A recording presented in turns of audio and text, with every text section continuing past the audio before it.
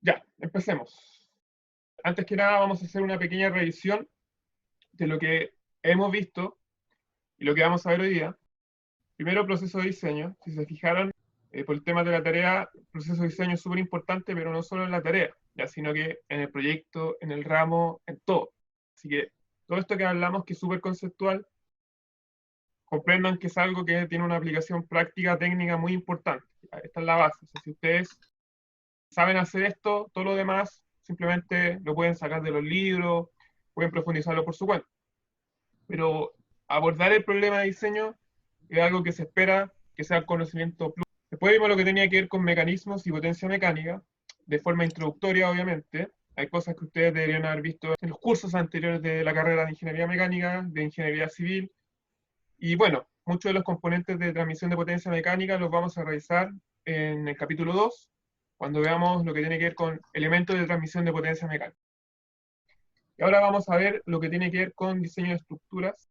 En la tarea 1, el problema 1 está enfocado a diseño de estructuras. Entonces, la idea es que podamos revisar, recordar un poquito de los cursos anteriores y además profundizarlo para poder ver cómo aplicamos todo eso que ustedes aprendieron y que vamos a ver hoy día en un desarrollo de una nueva estructura orientada a una máquina. Primero que nada, diseño de estructuras. Dice, las máquinas requieren de componentes estructurales que permitan transmitir reacciones.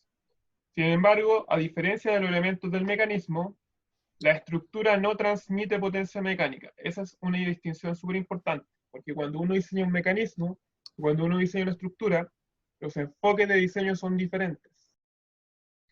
Y es clave porque el mecanismo, como pudimos ver en las clases anteriores, su principal función es transmitir movimiento, los grados de libertad, y transmitir la potencia mecánica.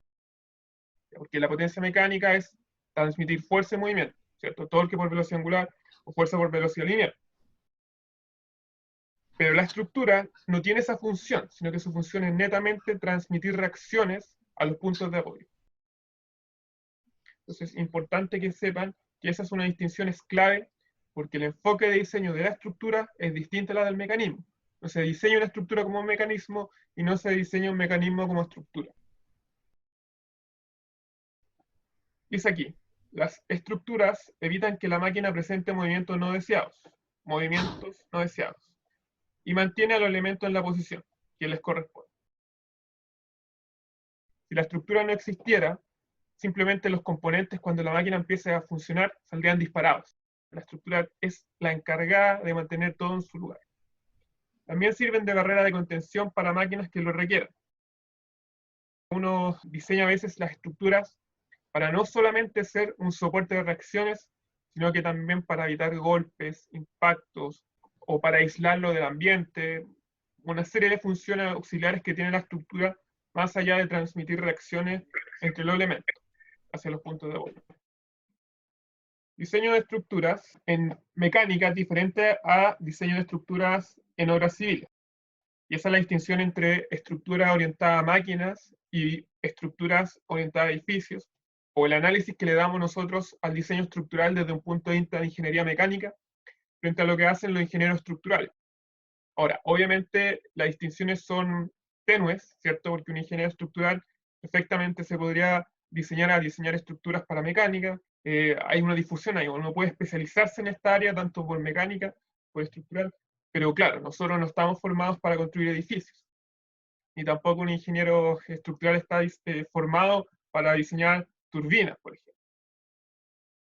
Esas son las distinciones importantes. Pero muchos de los contenidos tienen símiles que tenemos que identificar. Y aunque, como dice aquí, es diferente al de obras civiles, aunque comparten el mismo principio fundamental: diseñar elementos para transmitir las cargas de los puntos de aplicación a los puntos de apoyo. La única diferencia es que la ingeniería mecánica va a estar orientada a una máquina, ¿cierto? O a una estructura industrial, donde las cargas dinámicas por fatiga son más importantes. Ahora, como dice aquí, hay aplicaciones donde existe gran similitud entre el diseño estructural y el diseño mecánico, que es, por ejemplo, la estructura de un avión. Un avión es netamente una máquina, ¿ya? Una máquina de transporte que tiene muchas similitudes al diseño estructural.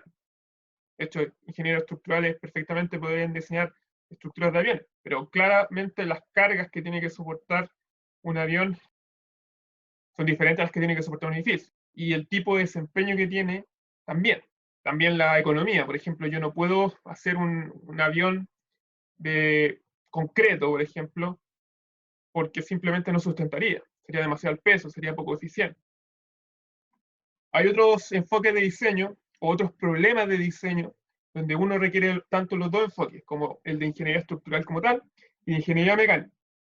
Ya no sé si alguno de ustedes identifica este puente, un puente levadizo. Prácticamente es una obra civil, que la gracia que tiene es que tiene un sistema mecánico que permite que el puente tenga dos posiciones. Una donde pasan los vehículos y otra donde pasan los barcos. Este puente es bien famoso, es un puente bien polémico en el mundo de la ingeniería, es el puente Caucau. Fue un problema de ingeniería gigante, donde un problema en la parte civil, ¿cierto? Construir mal el puente, distribuir la masa de una forma que no debería, comprometió todo el sistema mecánico, tal que este puente era poco seguro y no cumplía con las normas de seguridad. Por eso fracasó. Entonces, un problema de obras civiles comprometió la parte mecánica, y la parte mecánica no fue capaz, no fue suficientemente robusta, no estaba diseñada con la suficientemente robustez para tolerar ese error. El error aquí había sido que como construyeron el puente al revés, en la parte de la punta había más masa que en la parte de la base. Entonces, cuando hay más masa en la punta, simplemente por principio de la palanca, si yo tengo más masa acá, tengo una fuerza mayor, por lo tanto, los motores tienen que hacer un torque mayor. Y con este cambio de la posición del puente, hizo que los motores no tuvieran la fuerza suficiente para levantar el puente. O sea, levantarlo podía, pero en el límite, ¿me entienden? Algo que iba a fallar continuamente, que iba a ser poco seguro, que no cumplía con las normas de diseño. Un fracaso total este puente. Si se fijan ahí, decisiones de diseño, que bien, puede que el puente haya estado bien diseñado, ¿cierto? Pero una mala construcción, una mala gestión, una mala operación del proyecto desencadenó un problema gigante donde el diseño, si bien pudo haber sido un diseño bueno, terminó siendo totalmente inútil. Entonces tengan en cuenta, un diseñador no tiene que preocuparse solamente del plano, de los cálculos o en el momento en que se elabora el diseño, sino que hay que seguir la vida completa del producto o del proyecto, porque puede ser que si uno como diseñador no está presente en las etapas posteriores, ocurran este tipo de problemas, como los del puente Caucao. Diseño de estructuras, los componentes estructurales generalmente son específicos y contienen piezas especializadas, según los requerimientos de la máquina. Esto también es una distinción importante entre estructuras para las obras civiles y estructuras para la mecánica.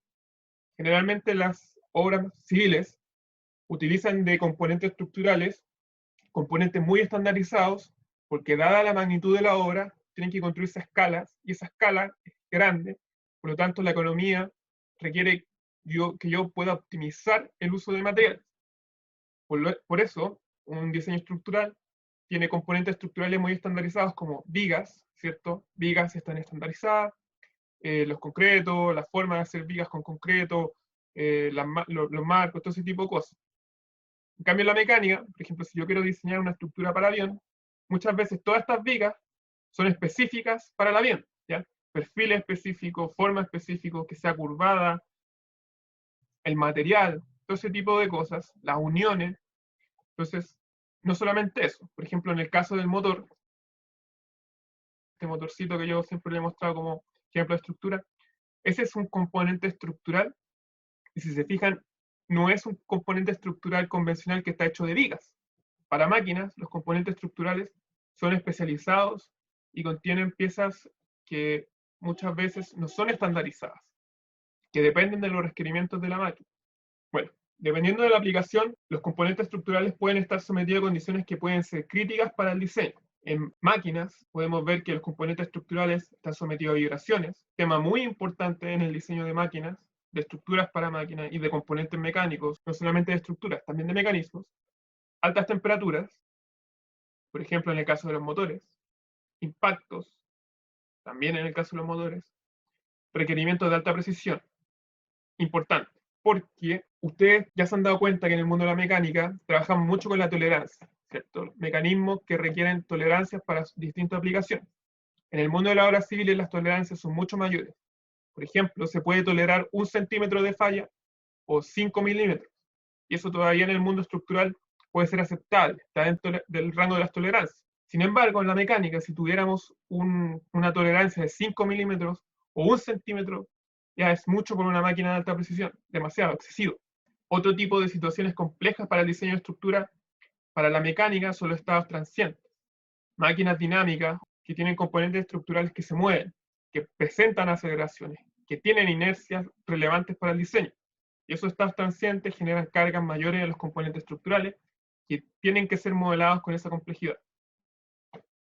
Un ejemplo, y el mismo ejemplo del motor, que hemos estado repitiendo muchas veces, pero que engloba muy bien este problema del diseño de estructuras para mecánica. ¿Por qué? Porque, primero, es un componente relativamente complejo, estructural, complejo. La manufactura de esto es relativamente cara, pero permite unir todos los componentes del mecanismo, mantener su posición relativa, tiene una tolerancia alta, o es preciso, por decirlo así. También sirve como barrera frente a choques, ¿cierto? Mantiene la alineación entre los ejes, contiene la explosión, que eso es relevante también, imagínense. Dentro de cada cilindro hay explosiones, y esas explosiones son las que dan la potencia al motor, las que transforman el combustible a energía mecánica. Y esta estructura tiene que ser capaz de contener esa explosión y soportar las temperaturas de esa explosión. Esa explosión, el movimiento del mecanismo, genera también estados de vibración, diseño de prueba de vibraciones. Y no solo eso, como el vehículo se está desplazando, esto también está acelerando en el tiempo. Me pregunta José Ignacio, ¿qué cualidades tiene que tener un material para que sea prueba de vibraciones? No es el material el que tiene que ser a prueba de vibraciones, ¿ya? Sino que es el diseño geométrico. Las vibraciones están relacionadas con la geometría de las piezas. Obviamente el material también importa porque el material tiene una rigidez, tiene una amortiguación natural, y esas son parte de las constantes que entran en el problema de la vibración. Pero en el problema de vibración, para el diseñador lo más importante no es tanto la elección del material, que si bien es súper importante, pero para el caso de las vibraciones es más importante la geometría, la estabilidad geométrica. Cómo yo construyo geométricamente las cosas para que, primero, no me generen vibraciones, ¿cierto? Porque tú puedes construir algo, balancearlo de tal forma que minimice las vibraciones, y una vez que esto entra en vibraciones, que su modo de vibrar, de tal forma que sean controlados o que yo sepa a qué frecuencia vibra, según su geometría, para evitar tener problemas en los momentos de operación, ¿ya? Yo creo que vibre lo menos posible en su zona de operación. Entonces, no es tanto un problema de material, el material es súper importante porque incide, pero es más un problema de geometría. Entonces, más un problema de cómo yo diseño geométricamente una estructura, una máquina, para que vibre lo menos posible, evitando el problema de vibración, construyéndola lo más balanceado posible para evitar que esto genere movimientos adicionales. Ese es un problema complejo. Y si lo quieren analizar, yo les invito a tomar el curso de vibraciones mecánicas. No sé si aún se está dictando, pero se supone que existe. Y ahí ustedes pueden profundizar en esto. Pero es muy relevante y muy importante. Volviendo al tema de diseño de estructuras, un mal diseño puede significar accidentes graves, tanto en la parte mecánica como en la estructural. La magnitud del accidente depende del tipo de máquina que yo diseño. Entonces yo tengo que ser consciente que según la industria en la que yo estoy diseñando, sean las medidas que yo tomo. Por ejemplo, el Comet 1, primer jet comercial, presentó fallos estructurales tras un año de uso y, bueno, a ver, un poquito de historia. Un poco después de que terminó la Guerra Mundial, se empezaron a desarrollar los aviones jet. ¿Ya? Antes de eso, los aviones todos eran a hélice, que significa un motor diésel que proporciona hélices y esas hélices generan la sustentación. Después se inventó el jet, que es el avión principal que utilizamos hoy en día, que tiene turbinas que pueden ser a gas o a petróleo, y esas turbinas generan el empuje en donde entra el aire y sale el aire, ¿cierto?, comprimido, a mayor velocidad, etcétera, caliente, que genera la propulsión. Y ese es los jets, ¿ya? Que es el avión convencional comercial que todos conocemos hoy en día. El primer jet comercial, ya existían jets pero con usos militares, el primer jet comercial fue el Comet 1. Y este avión presentaba la ventaja que al ser un jet podía volar a mayores alturas y más rápido. Por lo tanto, todas las distancias se podían cubrir en menor tiempo. Sin embargo, después de un año de uso de este avión, empezaron a caerse todos. Así se cayó un avión, después se cayó otro. Y la pregunta del millón era, ¿por qué? ¿Qué estaba pasando? Y lo que sucedía es que como este avión volaba más alto y más rápido, ¿ya? Generaba mayores diferencias de presión en la estructura entre el ambiente y el interior. Y esas diferencias de presión, si bien estáticamente no pasaba nada, ¿ya? Cuando pasó el tiempo empezó a acumular daño por fatiga.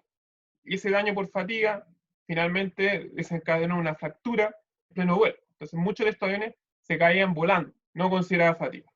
Quizás muchos de ustedes vieron este problema en comportamiento mecánico, lo van a ver, donde se hace un análisis de fractura y se retoma este caso, ¿ya? Entonces, importante que un mal diseño puede significar graves accidentes, tanto en la mecánica como en el mundo estructural. Por eso siempre ustedes tienen que ver para qué industria yo estoy diseñando. Estoy diseñando estructuras para industrias totalmente autónomas, donde la única pérdida es pérdida comercial y puede ser una pérdida menor. Puede que no sea tan importante o no necesite tanta seguridad. Pero cuando yo estoy diseñando vehículos que transportan personas, la seguridad tiene que ser lo primero. Bueno, como todo lo que tiene que ver con diseño estructural requiere que nosotros sepamos los conceptos claves, ya como torsión, flexión, deflexión, deformación, todo ese tipo de cosas, vamos a tener que hacer un pequeño repaso, ¿ya? Y ese repaso va a depender de ustedes, porque todo esto es materia que ustedes vieron en el curso anterior o en los cursos anteriores, pero para que después no se quejen de que el profe está evaluando cosas que no hemos visto, yo lo paso igual, entonces las cosas que ya saben, las pasamos, las que no, profundizamos, con el fin de que podamos utilizar todos estos conocimientos para poder llegar a un buen diseño para la tarea 1. Y para que ustedes también tengan los conocimientos mínimos para diseño de estructuras para la mecánica, que es súper relevante, ¿ya?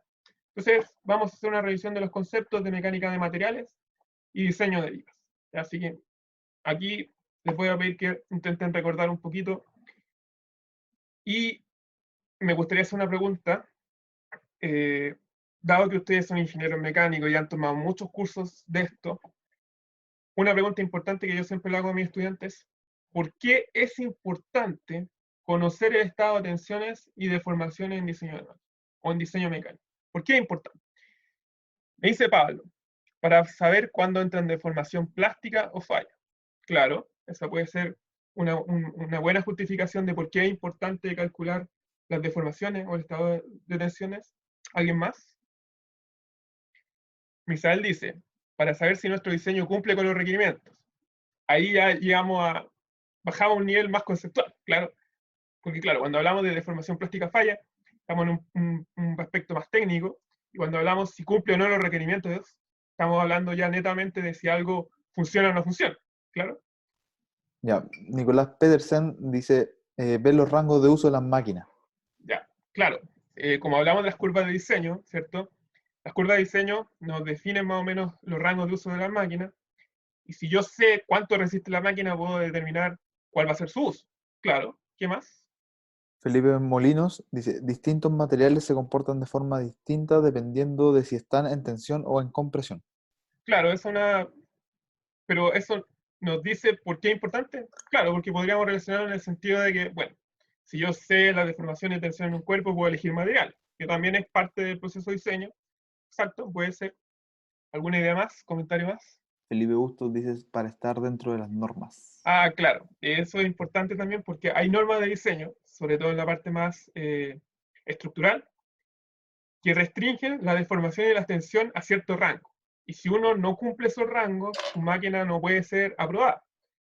Todo lo que ustedes me han dicho hasta ahora es correcto, así que bien, porque han aprendido de sus cursos anteriores, entonces no es nada nuevo para ustedes. Entonces, como aquí voy a repetir un poquito de lo que dijeron ustedes de forma resumida, claro, los elementos de máquina se diseñan considerando un conjunto de requisitos que reflejan los objetivos que debe cumplir la máquina tal que se pueda alcanzar el desempeño esperado.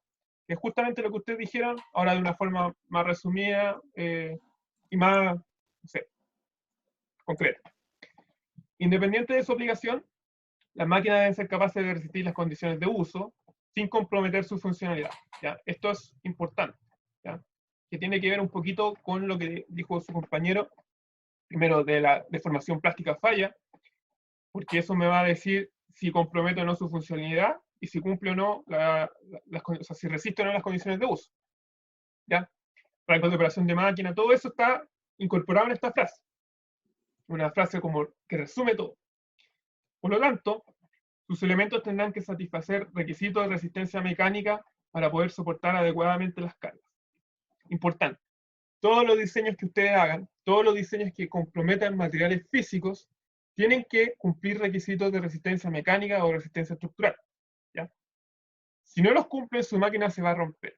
Y muchas veces ustedes cuando diseñan y hablan con los usuarios, con los clientes, no sé, detectan la necesidad, estas cosas nadie les va a decir a ustedes como ingeniero mecánico, oye, yo quiero que me diseñe una máquina que soporte una tensión de influencia de 200 megapascales. No, la persona te va a decir, yo quiero que esto no se rompa. Y ustedes tienen que encargarse de asociar ese no se rompa a un requisito de resistencia mecánica. Y aún más, puede que ni siquiera te digan que no se rompa. Uno tiene que saber que la máquina que uno diseña no se va a romper. ¿Ya? Es parte del trabajo de un diseñador asegurarse que la máquina no se vaya a romper. Ahora bien, pueden ocurrir situaciones extremas de carga de solicitaciones en donde la máquina se rompe o la estructura acumule daño o falla.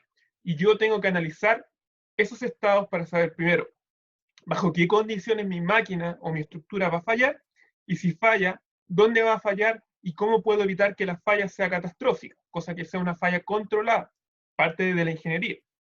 ¿Ya? Entonces, el conocer el estado de esfuerzo y deformación de los elementos de máquina, que fue la pregunta que dio inicio a esta discusión, permite ver si cumplen las condiciones mínimas de resistencia y si la geometría seleccionada es compatible con las restricciones de la máquina. Frase importante, ¿ya? O oración importante. Entonces aquí hay algo que tenemos que recordar y que tenemos que interiorizarnos, que cuando uno calcula tensiones, ¿cierto? Esfuerzos, lo que uno está haciendo es enfocándose en determinar la resistencia mecánica de los elementos. Entonces ahí el enfoque de diseño es resistencia, ¿ya? Que los materiales no se rompan. Y cuando uno está preocupado de la deformación o análisis de deformación o deflexión también, porque esto está asociado a la deflexión, el enfoque de diseño es geometría, ¿cierto? Que la máquina esté o se mueva dentro de los rangos aceptados, ¿ya? Que no tenga movimientos extras, que no genere geometrías que me generen interferencia, que no se desbalancee, que no tenga movimientos extraños.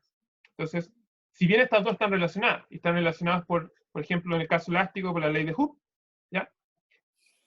Cada una, y en la que yo me concentre, es para distintos objetivos. Si yo me concentro en tensiones, quiero evaluar resistencia, y si me concentro en la deformación, quiero evaluar el comportamiento geométrico, que tanto se deforma la máquina. ¿Ya? Por eso, cuando ustedes hagan diseño y hagan cálculos de fuerza y deformación, generalmente todos están muy acostumbrados a calcular esfuerzo y calcular la tensión y compararla con la defluencia, usar FOMIS y lo que sea, pero muy pocos se acuerdan que la deformación también tiene que ser revisada, ¿ya? Sobre todo en el aspecto de diseño, porque si yo tengo deformaciones demasiado grandes o deformaciones que me comprometen el funcionamiento o me generan interferencia, mi máquina no va a servir aun cuando la tensión sea aceptable. Entonces, estas cosas tienen que revisarse por separado, aunque aunque sean dependientes, hay que revisarlas separadas según los requerimientos de mi máquina, según lo que yo quiero que haga y según quién es más crítico. Existen los dos enfoques de diseño y un diseño completo, un diseño integral que considera ambos enfoques. De hecho, las normas de diseño, por ejemplo, para estructuras, sobre todo para lo que tiene que ver con edificios, tienen los dos enfoques. Piden que calcules tanto esfuerzos como deformaciones y ambos los compares con un valor de referencia dado por la norma. Vamos a recordar conceptos rápidos sobre el diagrama de esfuerzo y deformación. No vamos a dar la profundidad de todo esto como lo vieron en los cursos anteriores, sino que nos vamos a enfocar en cómo esa información la utilizamos para diseñar, ¿ya? Entonces, cuando hablamos de diseño, para un material metálico dúctil, como el que se muestra a continuación, generalmente hay tres rangos, ¿cierto? Hay materiales que no alcanzan a tener estos tres rangos, que los materiales frágiles solamente tienen el primer rango, porque se llegan antes de alcanzar el punto de fluencia, ¿cierto? Sin embargo, cuando hablamos de diseño, esta curva nos permite sacar conclusiones importantes porque yo tengo que considerar que el material real puede estar en cualquiera de estos puntos y yo cuando diseño tengo que encargarme de que mi máquina y estudiar el comportamiento de mi máquina en estas tres áreas. ¿Ya? Entonces, primero, ¿qué rango utilizar para diseñar? ¿Ya? Entonces, rango elástico, que es el número 1, desde carga elástica, ¿cierto? Donde no se generan deformaciones plásticas, se utiliza para el caso operacional de la máquina, en condiciones nominales de uso. O sea, si mi máquina está operando en condiciones nominales, yo ahí diseño para rango elástico, porque yo no quiero que cuando la máquina está operando acumule daño relevante. Para las máquinas hay que diseñar en rango elástico en las condiciones operacionales y nominales de uso. ¿Ya? Y esto es lo que han hecho ustedes hasta ahora, todos los cursos de mecánica, enfocarse en el rango elástico, porque, bueno, eso es lo más fácil de analizar, de modelar, y yo me aseguro que si no paso este punto no voy a generar daño, ¿cierto? Y las normas de diseño apuntan a este rango. Normas de diseño generalmente están orientadas al rango elástico y su límite es la tensión de Freud. ¿Ya? Algo que ustedes conocen. Sin embargo, no es lo único. Para un diseñador profesional no puede quedarse solamente en el rango elástico, porque los productos, las máquinas, en la realidad, siempre van a superar esas condiciones de uso. Al menos que yo la tenga, por ejemplo, sin uso, guardada en algún lugar bajo 7 llaves y le esté haciendo mantención porque sí, ahí puedo asegurarme que mi máquina nunca va a llegar a rango plástico. Pero una máquina real que se ve sometida a condiciones ambientales reales y que se desempeña en un mundo real, siempre acumula daño. Entonces, cuando yo diseño, tengo que diseñar una máquina contemplando toda su vida útil, no solamente en el lugar que me conviene. ¿Ya? Entonces, el rango plástico, el astoplástico, que es esta segunda parte, donde se acumula daño plástico y aún queda deformación plástica para poder realizar, ¿ya? Se utiliza para diseñar y hacer análisis de vida útil. Entonces, por lo que un buen diseño debe considerar el comportamiento del astoplástico al superar la tensión de Freud. Obviamente, hay materiales que nunca van a llegar a esto. Hay materiales, por ejemplo, como el vidrio, que no tienen capacidad de formación plástica. Entonces, materiales frágiles, simplemente ustedes diseñan en el rango que se puede, ¿ya? Pero los materiales complejos, si ustedes van a elegir un material dúctil para una máquina, ¿cierto? Entonces, ¿por qué primero? ¿Por qué elegirían un material dúctil? Y si van a elegir un material dúctil, aprovechen la ductilidad para algo. No usar materiales dúctiles porque sí, ¿ya? Porque ¿qué pasa si al final me conviene mejor utilizar un material frágil, un material dúctil? Todo eso te lo dice el enfoque de diseño. Entonces, el rango elastoplástico me sirve para las máquinas que acumulan daño, que yo sé que por sobrecarga pueden superar la tensión de fluencia, entonces yo diseño considerando el rango elásticos. Entonces dice aquí, para procesos que requieran, y adicionalmente, no solamente para máquinas, para los procesos que requieran deformación plástica, para la manufactura también importa el rango elastoplástico. Tercer rango, que es la zona de fractura, ¿ya? Y este rango yo voy a diseñar solamente para casos de accidentes o fallas importantes, ¿ya? ¿Y por qué? Porque, bueno, si yo voy a diseñar un vehículo, un edificio o algo crítico, a mí me va a interesar como diseñador saber cómo se va a comportar esto cuando supera las condiciones de uso en casos críticos. Por ejemplo, para un terremoto, para un choque, para condiciones, no sé, de explosión, de condiciones extremas.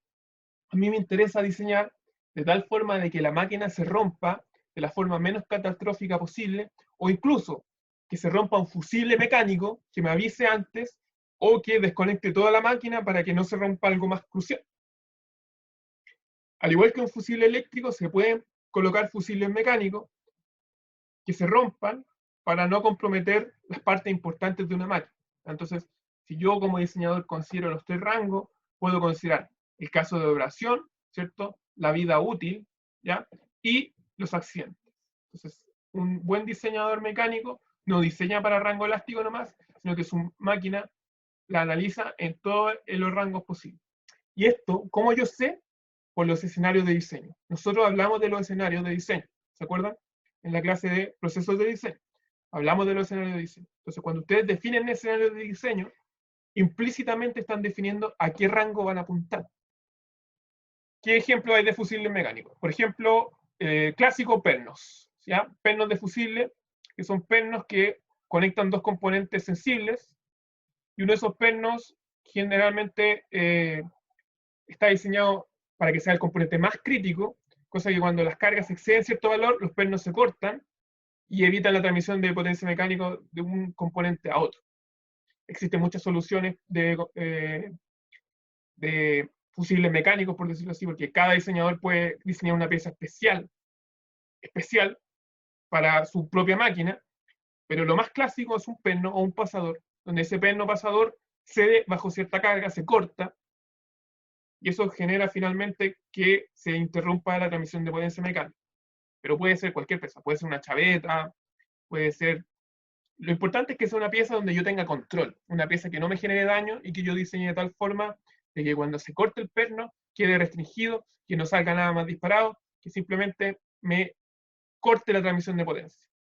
Sobre esto también tienen que recordar que una vez que yo paso el punto de tensión última, lo que pase de aquí en adelante es algo probabilístico, estadístico. Esto se va a romper, puede romperse inmediatamente o puede pasar mucho rato y recién se rompe. Porque aquí no hay certeza. Aquí no hay certeza. Es un análisis probabilístico. Entonces, cuando yo voy a hablar de zona de fractura, primero, recordar mecánica de la fractura, que es todo un campo, ¿cierto? Que ustedes vieron en comportamiento mecánico materiales, quizá en ciencias de los materiales también, pero también recordar que el punto en donde finalmente se ve esto es algo probabilístico, no es algo determinístico. ¿ya? Hay incertidumbre. Las fallas por fractura, el punto de fractura de donde parte la fractura, hay incertidumbre. Ahora, yo puedo controlar esa incertidumbre tomando decisiones de diseño. Y eso es importante. ¿ya? Por eso, ustedes tomen el peso a esto. Todo lo que ustedes aprendieron tiene un motivo, tiene una razón, y esos conocimientos que ustedes adquirieron en el curso anterior, ahora tenemos que sacarles provecho, porque el diseñador tiene que conocer toda la ciencia del cálculo por detrás para hacer máquinas inteligentes, máquinas eficientes, máquinas seguras, máquinas realmente como un producto de la ingeniería. Entonces pregunta, ¿qué rango utilizar para diseñar?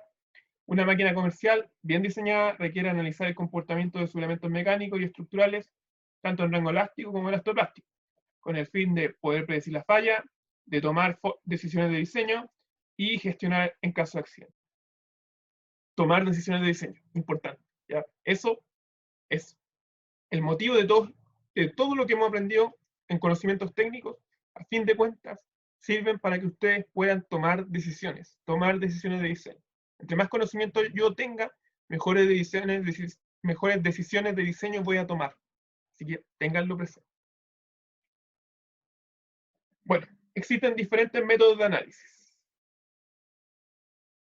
Está el método elástico, método inelástico, método elástico estático, método elástico dinámico, método inelástico estático, método inelástico dinámico. Cada uno de estos está orientado a distintos rangos. Por ejemplo, elástico estático está orientado al rango elástico. Elástico dinámico también está orientado al rango elástico, pero aquí, cuando hablamos de dinámico, pueden haber comportamiento no lineal, y eso genera un modelo más complejo.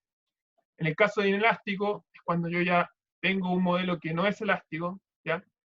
Y que puede ser estático, ¿cierto? Cargas estáticas, o puede ser dinámico, donde ya aquí ya es no lineal. Entonces, el análisis más complejo obviamente es el inelástico dinámico y el más fácil es análisis elástico estático. Ustedes están acostumbrados al elástico estático, que ese es el que principalmente han aprendido en otros cursos. Con razón de ser, porque es el más simple y es el que te entrega la herramienta de entrada a todo lo demás. Vamos a hacer un pequeño resumen rápido. Esto es algo del libro que ustedes sí o sí vieron en los cursos anteriores. Simplemente una definición para que recordemos. Es la definición de sólido continuo en 3D, sólido en el espacio, la definición de los vectores. Ustedes me van deteniendo si es que voy muy rápido sobre esta materia, pero yo voy rápido porque son cosas pasadas. o sea, cosas que ya vieron, simplemente me voy a detener cuando hagan preguntas. Las ecuaciones de equilibrio para el sólido continuo, un caso elástico, eran estas tres ecuacioncitas que ustedes ven ahí, porque es un sólido 3D, ¿cierto? Y igual a 0 porque es un sólido estático. Las condiciones de contorno, y a partir de las condiciones de contorno se podían definir estos vectores de tracción para que finalmente poder vincular con la deformación, ¿cierto? Estas son las definiciones formales de todo lo que tiene que ver con mecánica del sólido, mecánica del continuo. Recordarla un poquito. Finalmente, vincular los esfuerzos con la deformación, ¿cierto? Porque al final esto me define las cargas, el equilibrio, ¿cierto? Equilibrio, esto es un equilibrio de fuerzas, está hecho para sólido.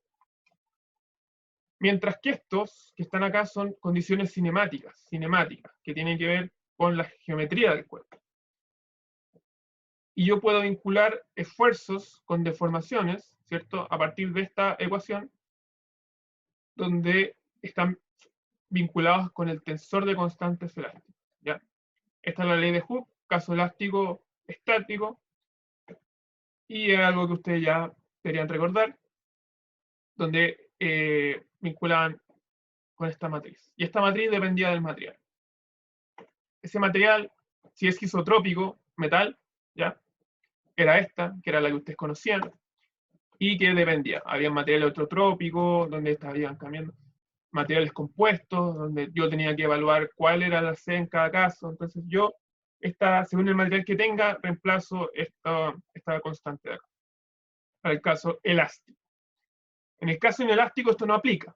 ¿Ya? Entonces, para el caso dinámico, simplemente yo tengo que resolver esta ecuación. Esta es una ecuación 3D, donde considero la aceleración, considero la velocidad, considero el desplazamiento, considero, bueno, matriz de masa, matriz de amortiguación, matriz de rigidez, vector de fuerza externa, matriz de masa, y esta es la aceleración del centro de masa. Entonces simplemente la ecuación de equilibrio dinámico para el sólido 3D puesto en forma vectorial con las matrices correspondientes. ¿Ya? Para el caso no lineal, que cuando yo ya me pasé del rango elástico, ¿cierto? Me pasé del rango elástico y estoy acá, ¿cómo yo puedo modelar esto para hacer un análisis de ingeniería y poder justamente hacer el análisis de diseño en este rango de acá? Para eso existen los modelos no lineales, ¿ya? Estos modelos no lineales me permiten modelar los elastoplásticos, ya que son materiales que tienen comportamiento plástico, generalmente materiales dúctiles. Entonces, lo que yo puedo hacer es simplemente, si la curva, ¿cierto?, es así, que es la curva típica de ingeniería, yo puedo simplificar esta curva como una serie de rectas. Entonces yo puedo hacer un modelo bilineal, donde simplemente hago una curva, una curva hecha de dos pendientes, donde esta es la pendiente elástica y esta es la pendiente plástica.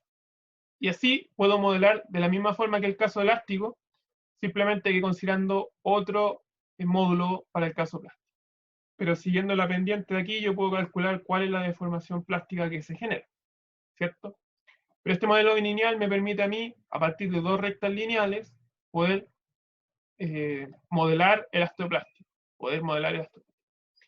Si un material tiene una curva muy pronunciada, simplemente puedo agregar más pendientes y puedo aproximar, mediante este modelo multilineal, puedo aproximar una curva de material real. Una curva de material real no está compuesta de rectas, pero yo puedo aproximarla con el modelo multilineal. Aquí está el resumen de esto de la carga y la descarga, ¿cierto? Carga, descarga. La descarga es siguiendo la pendiente elástica. Ya. Para determinar el estado de un sistema, se requiere resolver el set de ecuaciones diferenciales con derivadas parciales. ¿Ya? Un material complejo real requiere que yo resuelva estas ecuacioncitas de acá, que son bastante complejas, si es que estoy modelando un problema real, para poder determinar su estado. Sin embargo, no siempre se podrá resolver mediante método analítico, porque de entre medio las ecuaciones son no lineales, pueden aparecer sistemas que no tienen solución analítica, y por lo tanto se pueden resolver mediante métodos numéricos, como el método de elementos finitos. Este método de elementos finitos lo vamos a ver en talleres. En otros casos, existen metodologías que simplifican la resolución del sistema de ecuaciones cuando se cumplen ciertas condiciones y permiten obtener una solución analítica. Esto es lo que ustedes principalmente han hecho hasta ahora, ¿ya? Y lo vamos a ver por qué un poquito más adelante. En este curso intentaremos abordar diferentes metodologías para que a fin de cuentas tengan mayores herramientas de cálculo para diseñar. O sea, en verdad existen muchos papers, muchos programas, muchos métodos y que cada vez salen más, ¿ya? Porque la ciencia está avanzando. Si ustedes buscan papers sobre métodos para analizar elementos mecánicos o libros, se van a encontrar con una gran cantidad de material disponible. Así que el problema no es tanto el material, no es tanto la ecuación, no es tanto la fórmula, porque está lleno de material para consultar. El problema es saber utilizar esta información para el proceso de diseño, saber cuándo, cómo y por qué. Porque, ¿qué pasa? Yo puedo ser experto en cálculo, ¿cierto? Pero si no puedo relacionar todos estos conocimientos de cálculo con el diseño como tal, o con tomar decisiones de diseño, al final yo termino siendo un simple calculista, y lamentablemente, como avanza la tecnología, la pega de cálculo está siendo cada vez más reemplazada por inteligencia artificial, por automatización de los procesos. Entonces, si ustedes son expertos en cálculo, jamás le van a ganar a un computador, ¿me entienden? Entonces, esas pegas son más propensas a ser automatizadas, a ser reemplazadas por inteligencia artificial. En cambio, el diseño como tal, es algo que es mucho más complejo de automatizar, porque requiere un proceso creativo, un estudio del problema, desarrollar distintas etapas que son más amplias que el cálculo técnico y por lo tanto ese de verdad es su plus como ingeniero. Entonces vamos a repasar un poquito en análisis y diseño de vigas y lo vamos a enfocar en lo que tiene que ver con la tarea, ya porque la estructura del problema 1 idealmente debería estar hecha de vigas, que es lo más, porque no hay rigidez en la otra dirección, solamente tiene rigidez axial. Una barra clásica, típica, era la que ustedes usaban en reticulados. Cuando hacían el análisis de reticulados, utilizaban las barras como elementos estructurales ideales que resisten cargas axiales.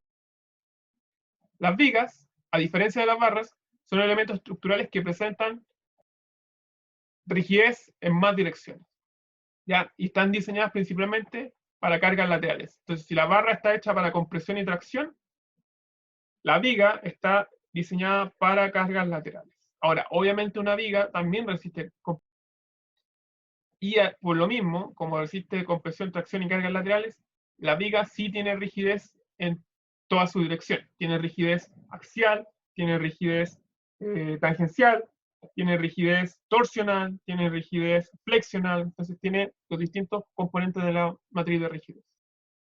Columnas. Las columnas son elementos estructurales similares a las vigas, pero se diseñan principalmente para compresión. Importante de las columnas que su análisis es geométrico, ¿ya? Porque la columna puede resistir bien los esfuerzos, pero si su geometría no es apropiada, puede sufrir fenómenos como el pandeo, inestabilidad geométrica. Un problema que no depende tanto de la rigidez del material, sino que de la geometría. Entonces, hay geometrías que son estables y otras geometrías que no son estables y me generan pandeo. Bueno, dice aquí, los perfiles estructurales se pueden utilizar tanto para vigas como para las columnas, pero los requisitos y criterios de diseño son diferentes, ¿ya? Porque si bien yo puedo usar el mismo perfil como viga, como barra o como columna, dependiendo del tipo de aplicación que tenga, yo puedo hacer simplificaciones que me permiten nuevamente. Por eso yo tengo que analizar bien la máquina o el diseño que estoy utilizando. Existen diferentes tipos de perfil en el mercado, los que se fabrican siguiendo normas y estándares de calidad. Estas varían según país, por lo que siempre es recomendable verificar la disponibilidad de los perfiles en el mercado antes de comenzar el proceso de diseño. Una vez que yo ya desarrollé el concepto, antes que empiece el cálculo técnico, tengo que ver qué tipo de vigas hay en el mercado en el que yo estoy desenvuelto, qué normas existen, qué estándares de calidad hay, para que yo pueda diseñar una estructura que efectivamente se puede construir en el país donde yo quiero construirlo. aquí faltaría poner la palabra diseño de detalles. El diseño de máquinas muchas veces requiere el fabricar perfiles con dimensiones específicas, por ejemplo en el caso del vehículo, de la carrocería del auto, del chasis del auto, por lo que no siempre es adecuado utilizar para el diseño los perfiles estructurales, pero igual hay aplicaciones mecánicas donde uno puede usar perfiles estructurales sin problema. Yo les recomiendo a ustedes que después y revisen catálogos de viga para que vean cómo se entrega la información, cómo los fabricantes y el mercado chileno le entregan la información a los ingenieros sobre la disponibilidad de vigas. Existen también normas técnicas, NSH, que regulan y norman la calidad y la geometría de estos materiales. Ustedes pueden revisar si es que se van a dedicar a diseño de estructura. Continuando con esto. Bueno, revisamos lo que tenía que ver con vigas, pero ahora, ¿cómo iniciamos el proceso de diseño ya de detalles? O ni siquiera de detalles, pero ya el diseño orientado ya a construir algo físico, con material, el diseño estructural. Entonces aquí viene un poquito algo que no aplica solamente a diseño estructural de vigas, o sea, no aplica solamente a esta materia, sino que aplica a cualquier componente mecánico que ustedes quieran diseñar, que es construir modelos paramétricos para diseño. Ya, lo vamos a hacer aquí, de forma, les voy a mostrar cómo hacerlo para vigas, ¿ya? Pero ustedes pueden extrapolar esto hacia cualquier elemento mecánico donde ustedes conozcan o puedan simplificar el problema mecánico. ¿Y qué es un modelo paramétrico? Es una forma de vincular los parámetros de los perfiles, por ejemplo, con los criterios de resistencia que yo requiero, o sea, con la forma de evaluar la resistencia mecánica. ¿Ya? Entonces, así yo puedo vincular parámetros del diseño con el desempeño de la máquina, donde este lado, los esfuerzos, son una medida del desempeño, y esta función me permite vincular el desempeño con la geometría. Y donde la geometría, bueno, esta parte de aquí son los parámetros de la viga. Parámetros de la viga. Ahora, este modelo es válido para cualquier elemento mecánico, simplemente que dependiendo del componente mecánico, ustedes van a cambiar aquí el tipo de parámetros que entran, donde esta es una función de los parámetros que me calcule el tensor de fuerzas. Y aquí está, ustedes pueden ver qué es lo que entra. Por ejemplo, propiedad de los perfiles estructurales, entra la función. Vector de cargas axiales, entra la función. Vector de cargas laterales, entra la función. Vector de momentos flectores, las propiedades de la viga, más las cargas en la viga, yo evalúo esta función y me debería dar el tensor de esfuerzos, y a partir del tensor de esfuerzos yo puedo evaluar el desempeño estructural de mi máquina, de mi estructura, de mi componente. Esto puede ser aplicado tanto para todas las partes de la máquina o para partes específicas. Ahora, la pregunta es millón. ¿Cuál es esta función? ¿Qué función tengo que usar ahí? ¿Ya? Y aquí es recordar un poquito lo que ustedes vieron en el curso anterior, teoría de vigas esbeltas, que es una forma yo de simplificarme vigas. ¿Ya? Existen muchos modelos de vigas. Por ejemplo, está la de Herlov-Bernoulli, que es la teoría de vigas clásica, que es relativamente simple, que ustedes vieron en los cursos anteriores. También está la teoría de Timochenko, que eso me permite analizar las vigas con otro tipo de supuestos iniciales, que son más amplios, que cubren mayor cantidad de vigas que las que cubre Herlov-Bernoulli, pero más complejos. Entonces, dependiendo de la complejidad y de qué tan válidos son mis supuestos, yo puedo usar una teoría o la otra. Ahora, existen muchas teorías de vigas disponibles en los libros, disponibles en la literatura, en todas partes. Entonces, ustedes revisen la que le acomode más, dependiendo del problema al que ustedes quieran enfrentar. Un problema simple, donde no se requiera mucha seguridad, pueden utilizar esta teoría clásica. Problemas complejos, donde las vigas requieren una mayor precisión, ahí utilicen modelos más complejos. ¿Ya? Y bueno, bajo teoría de vigas esbeltas, se puede simplificar el tensor de esfuerzos, ¿cierto? A esfuerzos axiales, cortes transversales, en las dos direcciones. Y todo el resto de los componentes son cero. Esto es lo que dice la teoría de vigas esbeltas. Ustedes deberán haber visto en el curso anterior. Por ejemplo, para una viga sometida a un momento flector y una carga axial y una torsión, yo voy a tener cortes por la carga transversal, voy a tener cortes por la torsión y voy a tener carga axial ¿cierto? Por la carga axial. Sin embargo, no hay sigma I y no hay sigma ZZ, ni hay tau ZI.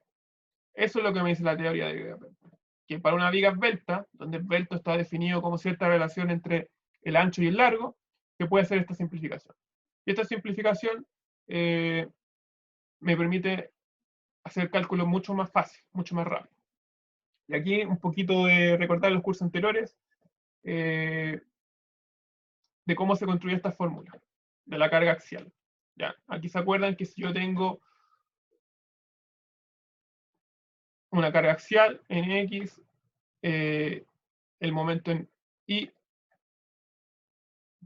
perdón, el momento en Y debería ser en esa dirección, hacia allá, y el otro el momento en Z. ¿Ya? Donde los momentos flectores me generan carga axial, o sea, tensión, esfuerzos axiales, la carga axial también me genera esfuerzos axiales, y el momento flector en Z también me genera carga axial. Esto es simplemente recordar del curso anterior, la definición para calcular esfuerzo axial. Los esfuerzos de corte son un poquito más complejos, donde tengo esfuerzos de corte, puedo calcular sin momento flector, como momento flector, torsión y un caso combinado. Si no hay momento flector, sin momento flector, el corte es lo que ustedes veían típicamente, esfuerzo, la fuerza cortante dividida en el área. Pero con momento flector, cuando hay momento flector, el corte que importa es el corte transversal, solamente se considera este corte. ¿Ya? Y aquí, bueno, habían definiciones sobre qué era este Q, que era el primer momento de área, los segundos momentos de área, todo esto que eran geometría, ¿ya? Momento polar, para hacer todos estos cálculos de la película, ¿ya? Simplemente les dejo esto para que lo recuerden, pero está ahí. Después, corte por torsión, estaba por esta formulita, sin embargo, esta formulita, fíjense bien, está puesta en los sistemas de coordenadas del ejemplo, ¿ya? Porque el corte por torsión, ustedes lo veían típicamente como T por R dividido en J. Bueno, estas son las componentes en cada una de dirección. ¿Ya? Dirección XY, dirección X. En el caso de tubos delgados, donde se cumple esta relación, yo puedo expresar los cortes por torsión con esta fórmula, ¿ya? Que es relativamente más simple. Y para otras geometrías que no fueran barras redondas, ya porque esta que está aquí es para barra redonda. Luego, caso combinado, si yo quiero obtener el tensor de esfuerzos, que era todo esto que estaba aquí, ¿cierto? Tau, tau, tau, tau, y 0, 0, 0.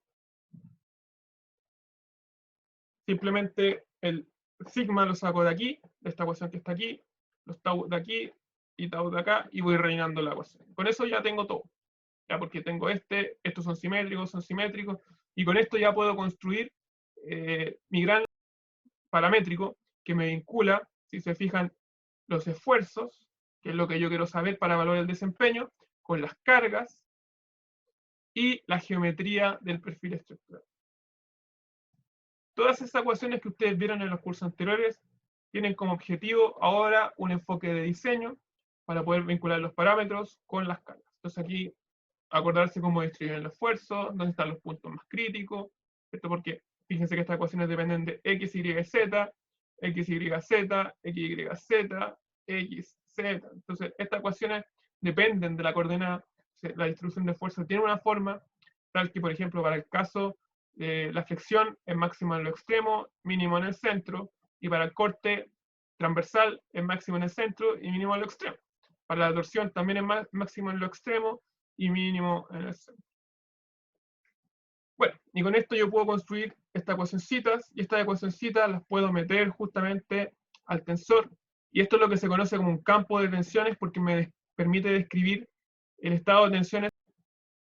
Ahora, se pueden simplificar estas ecuaciones anteriores. Si uno las quiere simplificar, las puede simplificar de esta forma, donde estos valores ZI, ZZ, WI, WZ están dados por catálogo, dependen del tipo de perfil. Entonces, estas ecuaciones son ecuaciones simplificadas más rápidas que me permiten obtener los valores máximos. Lo importante es que yo sepa que el valor máximo para este caso está en el extremo, y para este caso el valor máximo va a depender si hay torsión, si hay corte, etcétera, etcétera. En el caso de viga curva, hay que hacer una distinción importante. Si se fijan bien, la imagen de aquí muestra cómo es el perfil de distribución de tensiones, de esfuerzos, en una viga curva sometida a un momento flector. El momento flector es nmz. Acuérdense que mz es la coordenada que sale del plano. ¿Ya?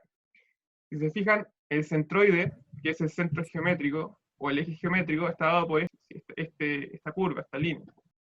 Y si se fijan, no coincide con el punto donde los esfuerzos se hacen cero, donde la distribución de esfuerzos es cero.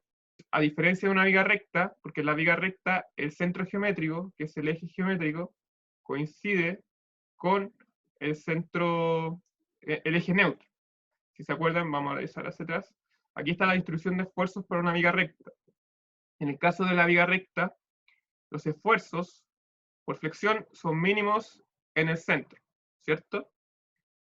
Sin embargo, para el caso de la viga curva, eso no se cumple, sino que hay una diferencia entre el centro geométrico y el eje neutro, que el eje neutro corresponde al eje donde los esfuerzos se hacen cero frente a un momento flector. Y esa distancia está dada por una letra E que se llama excentricidad. En este caso la viga curva está curvada según un radio RC. Ese radio corresponde al radio centroide, al centro geométrico. O sea, hay que recordar dos definiciones importantes, lo que es el centroide o centro geométrico y el eje neutro. Entonces, esto es lo que hace que el problema sea un poquito más complejo que en el caso de una viga recta, porque ahora tenemos que usar coordenadas polares, coordenadas cilíndricas, y esas coordenadas también ocurre que como hay una diferencia entre el eje neutro y el eje centroidal, hay que considerar que la geometría no es tan trivial como en el caso de la viga recta. Hay que definir nuevas variables geométricas que inciden en el problema de la viga curva. Cargas combinadas en vigas curvas, similar a cargas combinadas en vigas rectas, ¿cierto? En viga recta nosotros hacíamos sigma xx igual a la carga axial, ¿cierto? Nx dividido en el área, pero la parte de momento flector cambia la parte de momento flector. Si se fijan ahora la expresión es más complicada que el simple mz por i dividido en i, ¿se acuerdan? Esa era para el caso de la viga recta. Para el caso de la viga curva, esto es distinto. Ya, entonces aquí están las tres coordenadas. Está n teta, que es la carga axial en la dirección tangencial. Ya, esta carga axial es en la dirección tangencial, no es como en el caso recto que siempre axial, no, aquí va variando. Entonces la carga axial va variando. N teta va variando.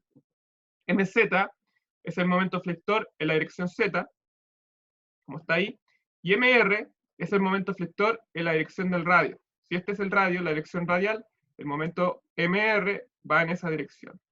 ¿Ya? Mr. Fíjense que aquí esta expresión se parece un poquito más a lo convencional que estamos acostumbrados, pero todo esto en otras direcciones, que es la dirección radial. Dirección radial. Y la definición de esta AM, A, lo vamos a revisar en la siguiente diapositiva, mientras que RC y RC está dado por la distancia que está hacia el eje neutro, y R es la variable. R es la variable del problema porque yo puedo calcular esfuerzos en cada uno de los puntos a lo largo del radio. Si quiero calcular los esfuerzos aquí, reemplazo con R igual a RI, que es el radio interno. Si quiero calcularlo en los extremos, utilizo RO, que es igual al radio externo. Esta función me permite evaluar en todo el campo de tensión. Por último, en el caso de los esfuerzos cortantes, están dados por esta expresión, que es simplemente el torque dividido en este QT, y este QT es el valor de tabla, que depende del perfil estructural al que yo estoy calculando. Pero fíjense que las coordenadas de este corte son las coordenadas radial y tangencial.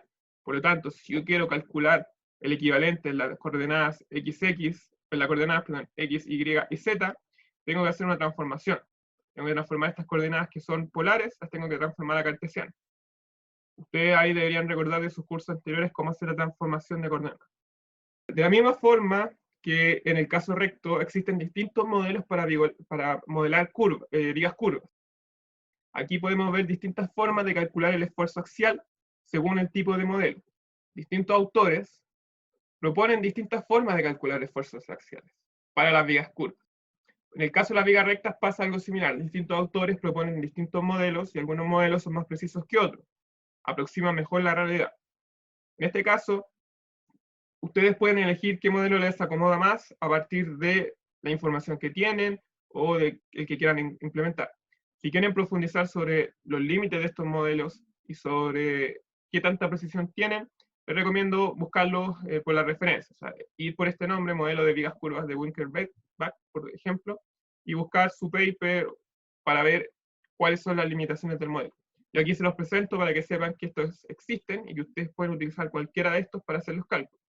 Sin embargo, las variables geométricas utilizadas van cambiando. Fíjense, aquí usa el AM, que es el área media, y está dado por esta ecuacióncita. También en este caso usa esta IN y esta IN, una especie de segundo momento de área, pero respecto a coordenadas polares. Fíjense ahí. Ustedes son libres de utilizar el modelo que ustedes quieran, siempre y cuando lo apliquen bien. Sin embargo, yo puedo simplificarme las ecuacioncitas anteriores y evaluarlas solamente para los puntos máximos y mínimos, y también para el centro, que es el punto del eje, el eje neutro. Entonces, si ustedes quieren ahorrarse la expresión de calcular todo esto, acá hay una simplificación, que por supuesto proviene de esta fórmula aplicada para los tres puntos extremos, o sea, los tres puntos en cuestión, el extremo, el centro y el otro extremo, para que ustedes puedan inmediatamente calcular los esfuerzos de los puntos máximos. Recuerden que la distribución de esfuerzos sigue siendo máxima en los extremos y mínima en el eje neutro. Por lo tanto, yo puedo usar esos puntos a favor. Eso respecto a vigas curvas. La idea es que el concepto es el mismo, el diseño es similar, simplemente cambian las ecuaciones que yo utilizo para mi modelo. O sea, yo todavía puedo usar este método paramétrico, ¿cierto?, que vimos en la clase anterior, para poder generar mis fórmulas de desempeño. Sin embargo, aquí en el tensor tengo que cambiar las coordenadas. ¿Ya? Pero al igual que en el caso de vigas rectas, se simplifican varias direcciones. Por ejemplo, yo en el caso de viga curva, no tengo el sigma RR, ni tampoco tengo el sigma ZZ. Estos son iguales a 0. Lo único que tengo es sigma θ θ y tau TR. ¿Ya? Entonces yo puedo construir el tensor y si hago la conversión a coordenadas cartesianas, puedo obtener el mismo tensor que obtuvimos para el caso real. Y aplicar todas las ecuaciones de continuidad. Otro concepto que tenemos que revisar cuando diseñamos estructuras es el concepto de la deflexión.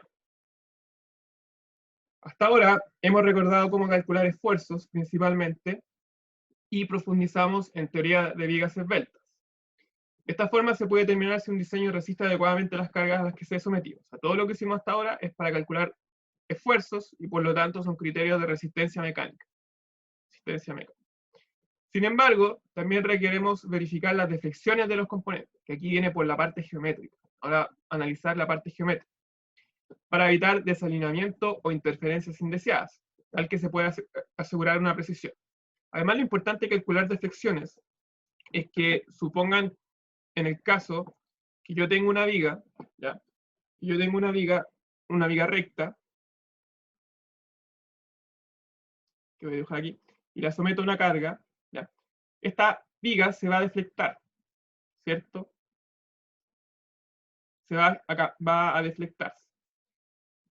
Lo importante es que si la deflexión es muy grande, si esta deflexión es muy grande,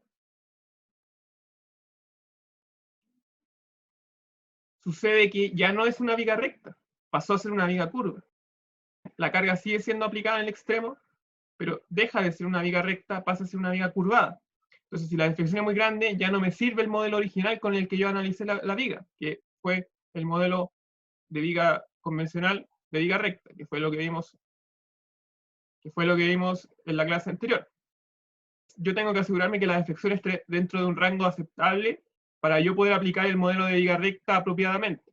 Si la deflexión es muy grande, entonces yo tendría que empezar a considerar que hay una variación entre la carga y la descarga de la geometría de mi viga. Por lo tanto, si hay una variación en la carga, en la geometría, tengo que calcular para el caso inicial viga recta y para el caso final viga curva. Entonces es importante que yo entienda que las deflexiones son importantes porque me pueden alterar la geometría de mi sistema, si es que son muy grandes. Como dice aquí, deflexiones elevadas pueden comprometer la estabilidad geométrica de la estructura o también modificar la distribución de las cargas a lo largo de la viga. ¿En qué momento se considera que hubo deflexión? Ya, en un material real siempre hay deflexión, siempre. Porque el material físicamente, frente a una carga, se va a experimentar cierta deflexión, cierto desplazamiento. Ahora, cuando uno fabrica elementos de máquinas o estructuras, se definen tolerancias. Y esas tolerancias están dadas por norma o por lo que yo requiera en mi industria. Esas tolerancias me dicen qué tanto puedo permitir yo que la estructura se deflecte. Si es que hay ángulos críticos, sí, porque supónganse si yo tengo la viga recta y llega un caso extremo de una viga muy curvada, si esto ya supera, no sé, estoy dando un ejemplo, 5 grados, y mi industria no tolera ese 5 grados, puede que tenga problemas en la estabilidad. Ahora, hay dos tipos de problemas. Uno que es respecto al diseño, porque una deflexión de 5 grados puede significar que estoy chocando con otra pieza, que estoy generando interferencia, o estoy haciendo que dos piezas entren en contacto cuando no lo deberían estar, y yo tengo un problema de funcionalidad en el diseño. O sea, ahí cuando yo estoy diseñando, este ángulo va a depender de tanto de las condiciones de la estructura, de las tolerancias, y de que si hay o no otros componentes cercanos que entran en contacto. Después, con lo que tiene que ver con el modelo analítico de pasar de viga recta a viga curva, eso va a depender de los supuestos del modelo de vigas rectas.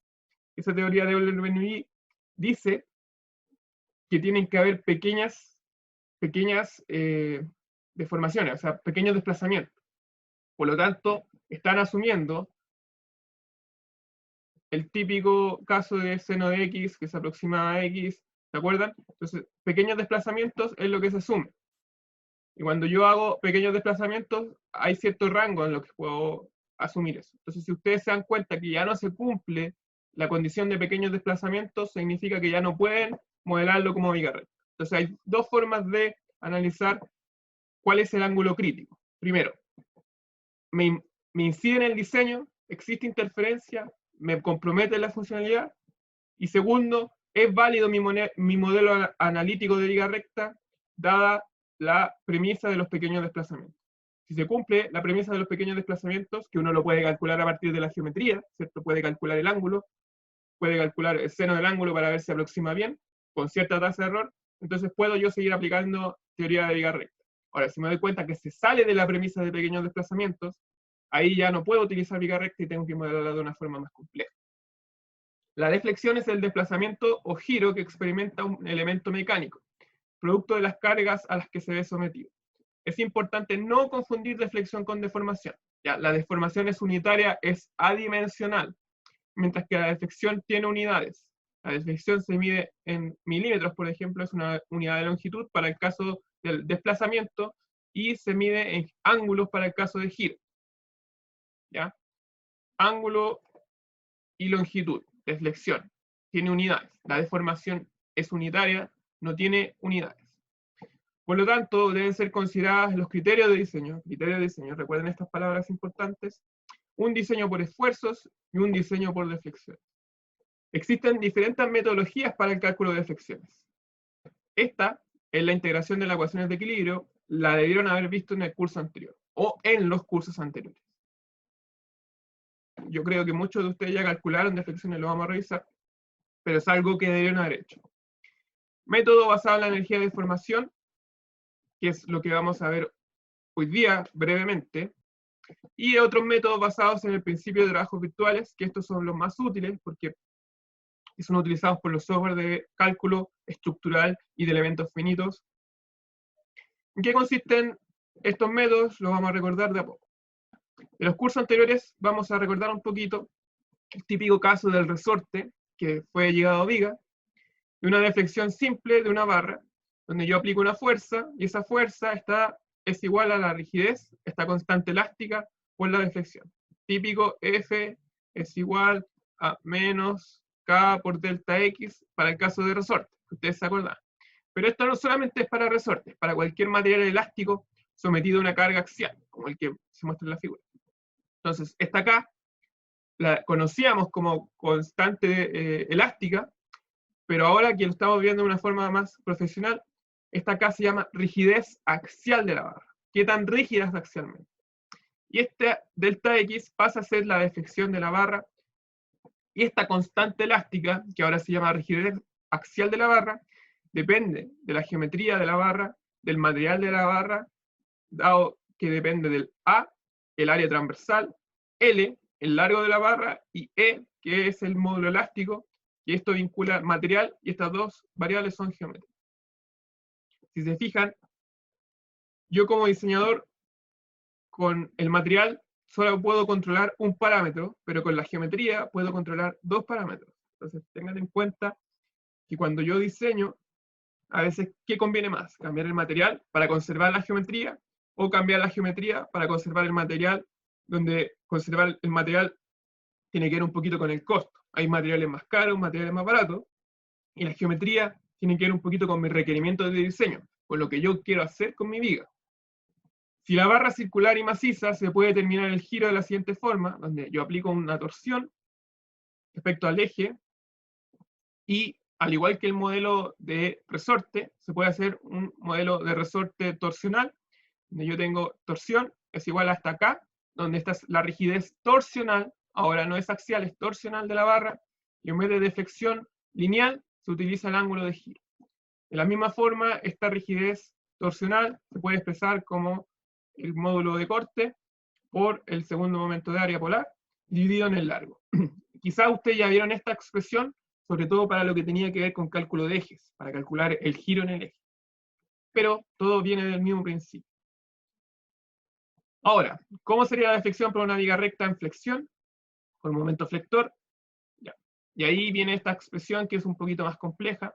Para el caso del momento flector, nuevamente existe una rigidez flexural, pero el componente de desplazamiento es un poquito más complejo porque se tiene que usar la segunda derivada de la deflexión.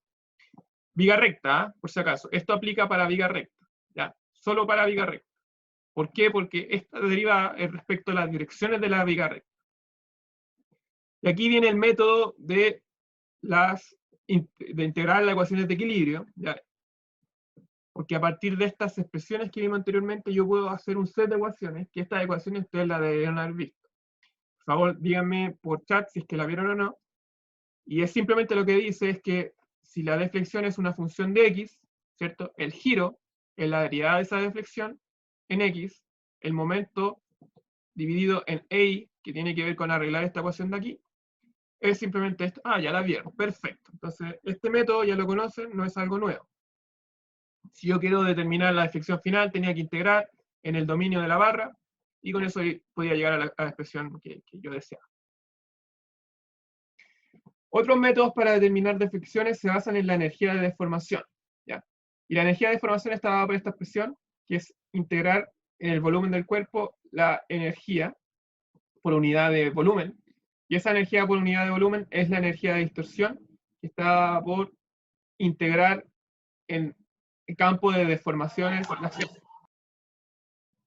Y esto tiene que ver un poquito con lo que ustedes conocían de cursos anteriores como la energía potencial elástica.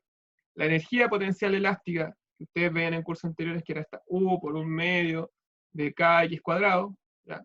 K delta x al cuadrado, es nada más ni nada menos que la energía de deformación. Ahora la estamos viendo desde un punto de vista de ingenieros, donde la energía de deformación tiene que ver con los esfuerzos y la deformación.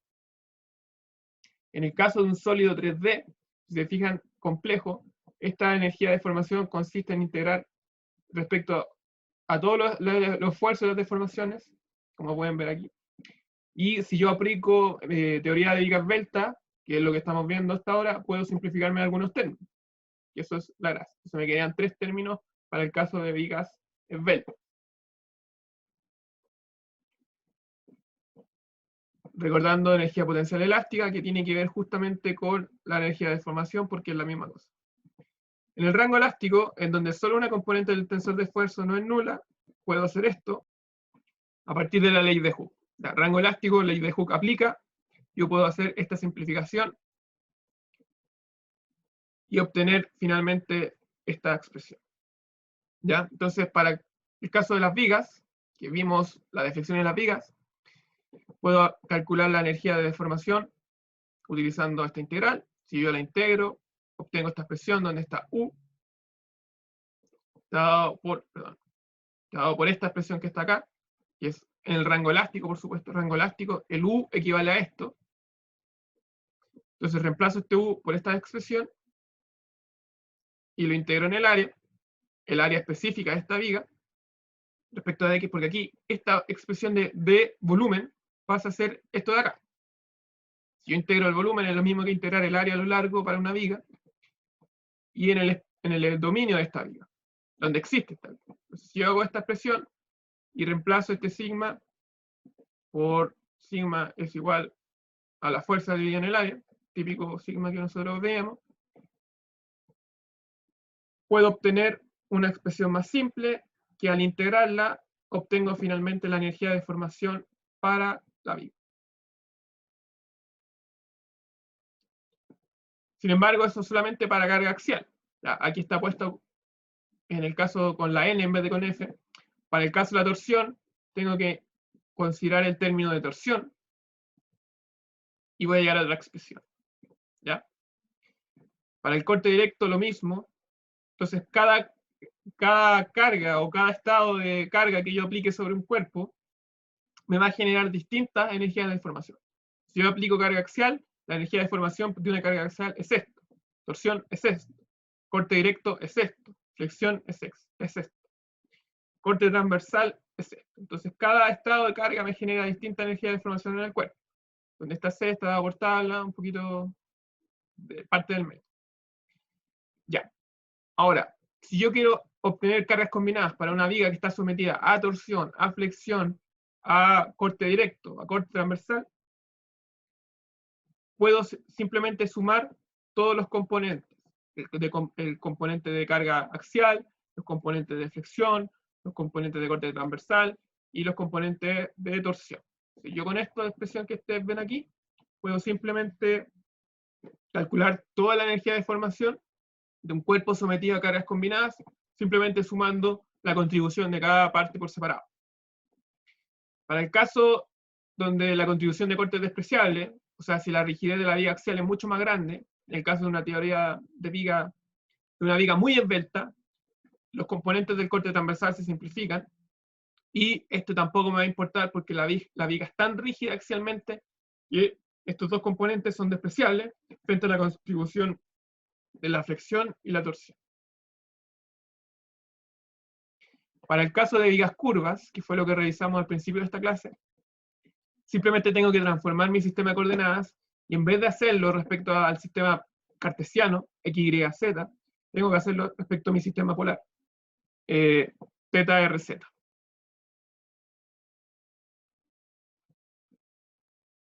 ¿Ya? Entonces, hacer esta transformación es un poquito más compleja. ¿Ya? Si se fijan, aparecen términos adicionales para la carga axial y una combinación entre carga axial y momento en z. O sea, que hay ciertas combinaciones. Las combinaciones que se deben a que la geometría ya no es lineal, que no es una geometría recta, sino que es una geometría curva, me genera componentes adicionales que yo tengo que evaluar en esta función y dependientes de la geometría curva. Sin embargo, de la misma forma anterior, hay términos que se pueden simplificar si es que la viga es mucho más rígidamente axial que flexional y torsional. Estos componentes que dependen de la carga axial los puedo simplificar, y los que dependen del corte directo también los puedo simplificar, y solamente concentrarme en donde prima la flexión y la torsión. Se puede simplificar. Cuento corto. Si ustedes necesitan trabajar con alta precisión, donde haya mucha incertidumbre, mejor trabajen con la expresión completa. ¿Ya? Si ustedes están trabajando en una industria que tiene tolerancias y que el problema no necesita tanta precisión, pueden simplificar. Según los escenarios de diseño los requisitos de diseño y la industria en la que yo estoy trabajando, veo si simplifico o no simplifico. Y también si es que estoy dentro de los supuestos, porque si diseñé una viga que es muy extraña, puede que no cumpla la simplificación, puede que su rigidez axial esté comprometida, y en ese caso me va a convenir utilizar la expresión completa. Eso respecto a la energía de deformación. ¿Por qué estamos calculando energía de deformación? Para meternos en este método. El teorema de Castigliano dice lo siguiente: cuando actúan fuerzas sobre sistemas elásticos sujetos a pequeños desplazamientos, el desplazamiento correspondiente a cualquier fuerza colineal con la fuerza es igual a la derivada parcial de la energía de deformación total con respecto a esa fuerza. Este párrafo es bien complejo, pero dentro de su complejidad está diciendo un principio fundamental, que es el que está dado en esta ecuación. O sea, este párrafo de atrás se puede simplificar esta ecuación, que dice que la deflexión, ¿ya?, en cierta dirección producida por una fuerza actuando en esa dirección es equivalente a derivar la energía de deformación respecto a esa fuerza. Si yo tengo una viga donde tengo una fuerza F y quiero calcular cuánto se desplaza esta viga hacia abajo,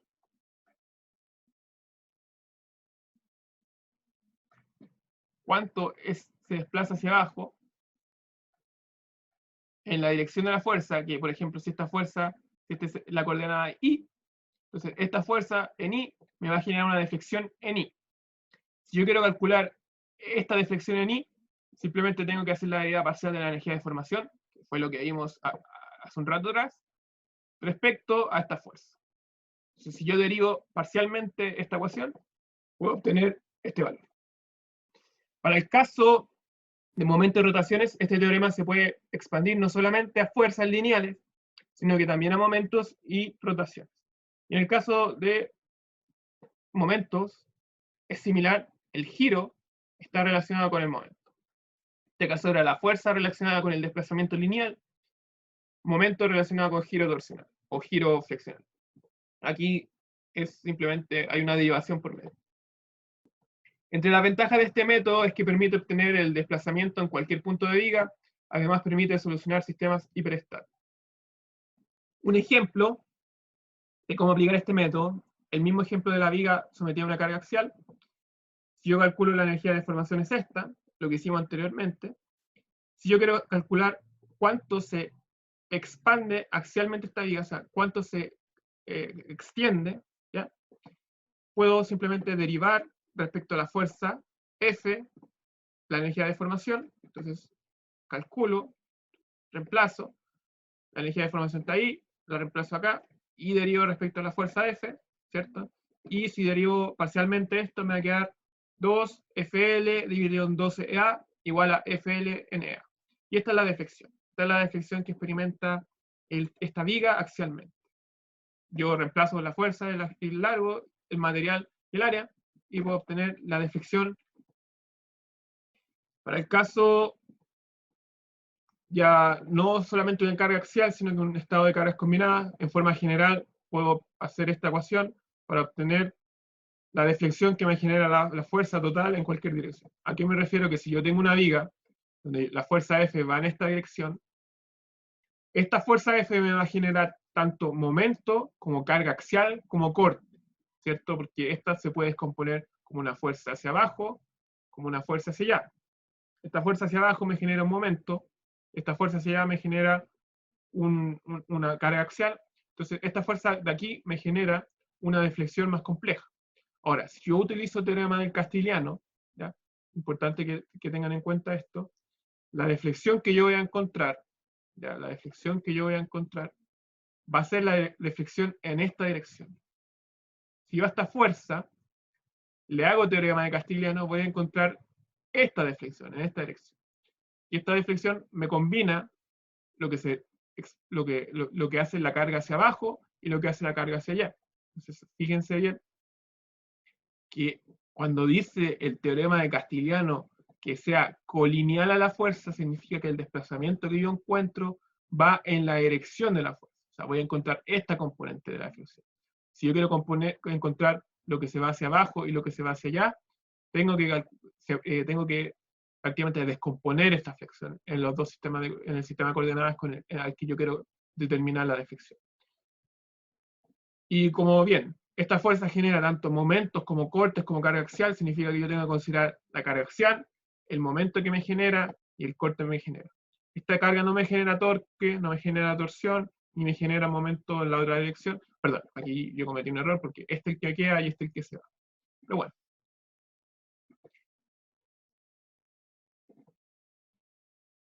Ya. Para el caso en el que yo pueda despreciar el corte, ¿cierto? En el que yo pueda hacer la simplificación de que es muy rígida axialmente, puedo simplificar estos términos, se puede simplificar nuevamente, se puede simplificar y quedarme con nuevamente solamente las componentes más importantes, que sería flexión y torsión. ¿Y cómo hacerlo? Bueno, comparándolo con esto. Si la rigidez axial es mucho más grande que esta expresión de rigidez flexional, entonces yo puedo simplificarme los términos que dependen de la rigidez axial. Ya. Para el caso de viga curva, que fue lo que vimos hoy día, nuevamente se puede aplicar todo esto, aplica de la misma forma, simplemente aquí yo tengo que hacerlo respecto al sistema de coordenadas polar, que sería igual a la energía de formación, y si se fijan, la cantidad de términos aquí es mayor, porque existen estos términos combinados, pero nuevamente, si se considera que la rigidez axial es mucho mayor que la rigidez frente a la flexión y la rigidez frente a la torsión, hay términos que yo me puedo simplificar, como este de aquí, este de acá y este de acá, y quedarme con 3 términos nomás, siempre que se cumpla esta condición. ¿Ya? Entonces, al final, las ecuaciones son largas, sí, pero se pueden simplificar a algo ya un poquito más aceptable. Ahora, fíjense, hay que integrar, hay que... Ahora, yo lo que recomiendo generalmente es que estos métodos los utilicen para la primera etapa, primera iteración, utilicen los métodos más analíticos, porque se demora relativamente poco y yo puedo simular muchos casos en un corto tiempo. Obviamente tengo que programar las ecuaciones, que puede ser un poco complejo, pero el mayor tiempo está en hacer el programa. En cambio, en los métodos computacionales, el mayor tiempo está en la resolución del sistema, porque el computador se demora calculando estas cosas, porque son muchas ecuaciones por detrás que tiene que resolver simultáneamente. Entonces, cada uno de estos métodos tiene su uso, sépanlo. Sáquenle provecho a ese conocimiento.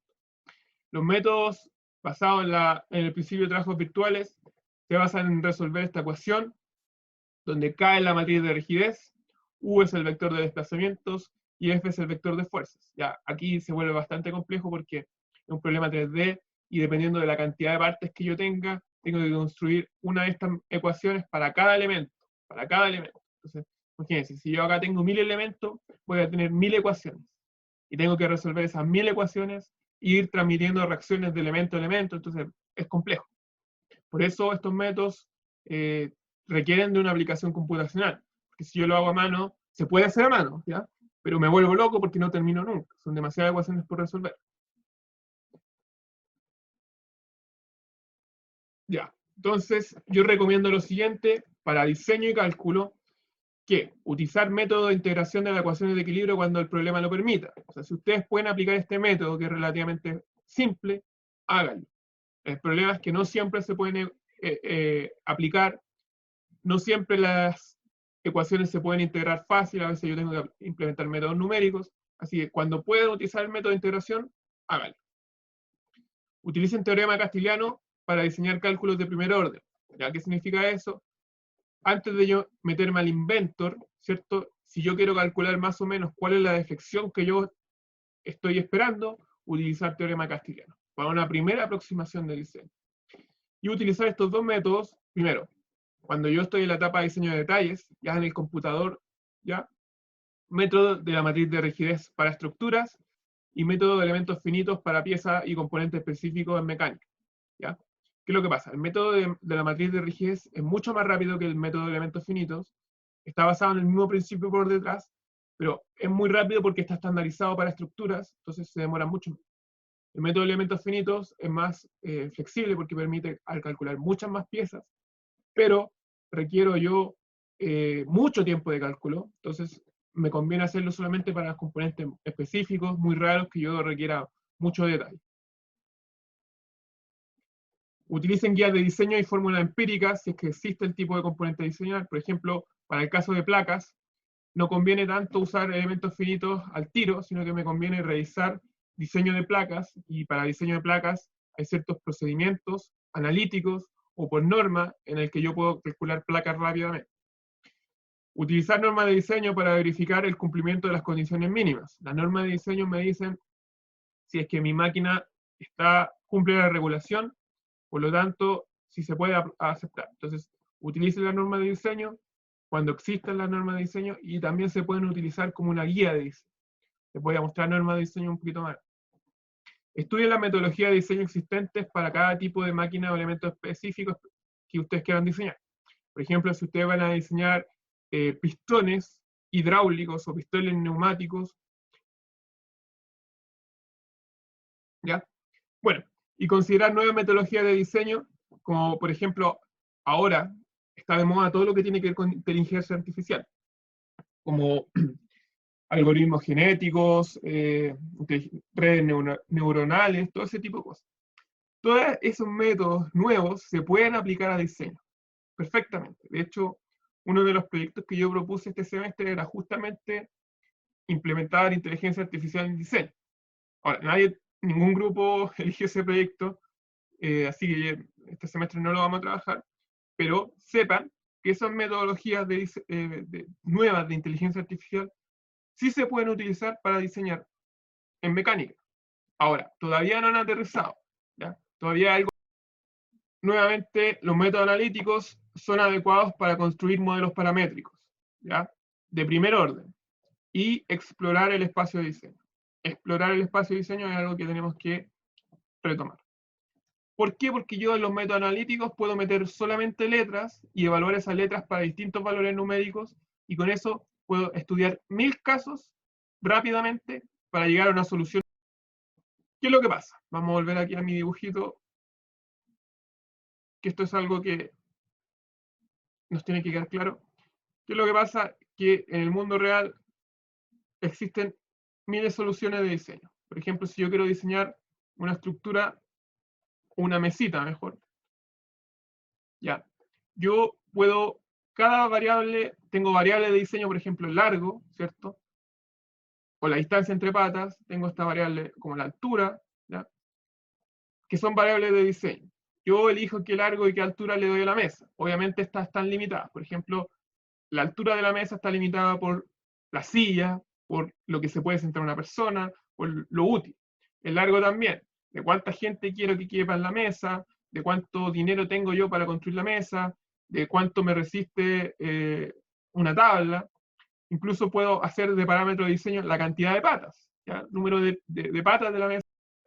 Otros parámetros, por ejemplo, son el espesor, el tipo de material de la tabla, el espesor de las patas, el tipo de perfil de las patas, el material de las patas. Entonces, si se fijan, aquí yo tengo 1, 2, 3, 4, 5, 6, 7, 8, mínimo 8 variables de diseño.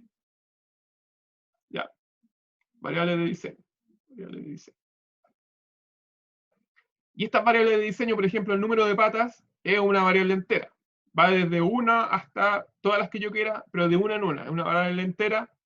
El largo es una variable continua, que va desde cero, que no existe la mesa, hasta infinito, si es que yo quiero hacer una mesa infinita. La altura también es una variable continua. El material es una variable discreta porque no existen infinitos materiales, pero existen muchos materiales. El espesor, una variable continua. ¿Ya? El tipo de perfil, una variable discreta porque no existen todos los perfiles en el mercado, pero incluso yo puedo diseñar mi propio perfil, así que en ese caso, esto podría ser una variable continua si es que yo tengo la libertad de diseñar mi propio perfil. Entonces, ¿qué pasa? Cada una de estas variables puede variar infinitamente. Por lo tanto, la combinatoria de 8 variables que son infinitas, por decirlo así, o que son muy grandes, me va a generar un set de alternativas que yo puedo usar que es infinito. O sea, yo tengo infinitas combinaciones de número de patas, materiales, largo, alto de la mesa, que son todas posibles. ¿Ah? Yo puedo construir físicamente esas mesas. O sea, no, perdón, yo puedo, no físicamente, conceptualmente existen infinitas soluciones. Infinitas soluciones. Sin embargo, yo como diseñador, como ingeniero, no tengo el infinito tiempo. ¿Ya? No tengo infinito tiempo. No puedo estar infinito tiempo calculando cada una de estas soluciones porque son infinitas. Entonces, ¿qué hago? Tengo que ir acotando, tengo que ir achicando este espacio. Entonces, lo que yo hago primero es, descartar todas las soluciones que son físicamente imposibles. Por ejemplo, cuando todas las soluciones que dicen que la masa de arriba es infinita para una pata, entonces la pata se quiebra. Entonces, todas las soluciones que son físicamente imposibles, por ejemplo, una mesa de largo infinito es imposible porque no existe, o una mesa de un largo más chico que un átomo tampoco existe porque no es posible. Entonces, descarto todas las soluciones que no son posibles físicamente. ¿Ya? Entonces, físicamente descarto, físicamente. Después descarto todas las que no me cumplen con mis requisitos de diseño. Por ejemplo, si yo tengo un presupuesto acotado de 100.000 pesos, descarto todas las mesas que van a ser más caras que 100.000 pesos, a priori, una aproximación. También descarto todas las mesas que, no sé, que tienen un largo que se escapa del tamaño de mi habitación, ¿ya? O que de transporte, ¿ya? O descarto todas las alturas de mesa que son más de una silla convencional, ¿ya? Entonces, si la altura, entonces, si eso no me cumple, puedo ir acotando. Sin embargo, cuando ustedes se encuentran aquí, siguen habiendo muchas soluciones de diseño. Muchas. Yo tengo que seguir acotando. ¿Y cómo sigo acotando? Bueno, aquí viene la parte de cálculo de primer orden. Entonces, yo con el modelo paramétrico, que es lo que vimos hoy día en clases, que vimos en la clase anterior y que yo he estado mencionándole como constantemente, lo que me permite a mí es poder pescar un espacio chico, o puedo tomar incluso este mismo espacio verde, ¿cierto? Lo meto en el modelo paramétrico, ¿cierto? Utilizando ecuaciones, métodos analíticos de primer orden, con el fin de que el modelo analítico, el modelo paramétrico de primer orden, me permita aún más acotar este espacio de diseño, por ejemplo, las soluciones que son las más baratas, o que son la menos cantidad de material, o que resisten cierto esfuerzo, etcétera. Entonces yo puedo, con estos modelos que vimos, puedo acotar el espacio de diseño a un número chico, y según la cantidad de casos que yo evalúe, lo puedo ir acotando cada vez más y cada vez más, es que yo voy profundizando en mi modelo analítico. La gracia del modelo analítico es que yo puedo evaluar con este modelo analítico 1.000 casos, o 10.000 casos, o 100.000 casos. Por ejemplo, pueden ser, si es que yo tengo un buen computador y lo hice bien, lo puedo hacer en menos de un día. En menos de un día.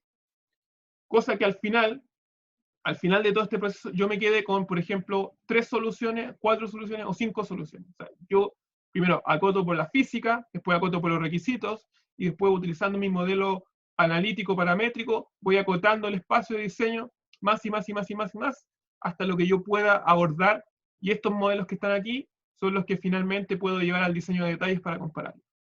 Entonces, en vez de hacer infinitos casos, en el Inventor voy a hacer 5, y cada uno de estos los voy a probar con el diseño de detalles, con el fin de que el diseño de concepto es lo que me dice a mí. Diseño de concepto me dice, verifique que es físicamente posible. Por lo tanto, círculo rojo. Diseño de concepto me permite a mí también hacer conversar mi diseño con los requisitos. Círculo azul.